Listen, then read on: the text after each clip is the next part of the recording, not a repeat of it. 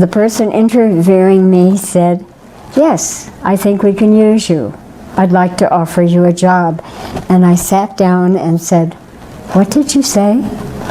And he said, "Well, we have a very good English teacher, Mariana Yampolsky, but right now she's traveling in Germany with some of her students, a trip abroad. And we do need a top-flight English teacher." And I, being American, he was, "Your English is top flight. Yes, I'll give you a job."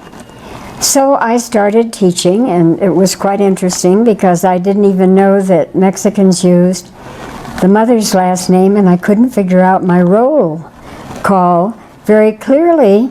And they got annoyed with me, and they said, "Well, why are you having so much trouble? We explained all of this in the meeting." And I thought for a minute, and I said, "Yes, but you explained the meeting in Spanish, and I don't speak Spanish yet." Well, Mariana came back from the trip, and I thought, well, I better start looking for a job. But they decided they could use both of us, and Mariana and I became great friends. And we actually spent our first Christmas in Mexico at her mother's house in Cuauhtemoc.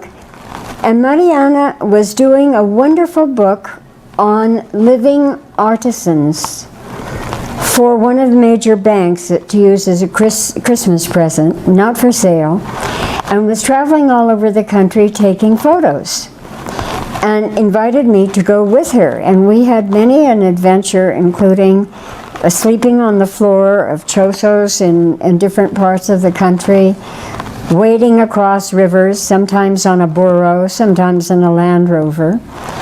And we got to go to many small villages, and at a certain point, Mariana and I were going to go to a small village that could only be reached from Veracruz by canoe. There was no bridge at that time. There is now. Tlacotalpan. And at the last minute, she couldn't go. And so I had to go with another photographer. And we did very well. The pictures came out. But the adventures with Mariana were very real because she had a wonderful way with everyone. And the people opened up to her, and we learned so much about the people in the villages. And among the things that happened, though, was Mariana bought her first car. And so I was giving her driving lessons. And she was doing pretty well. But on the street where I lived in the Zona Rosa, she had parked, parallel parked, and when she started to go home, she backed up instead of going forward, and she went into the light post. And her first remark was, "Don't tell my mother," which made me laugh, because Mrs. Yampolsky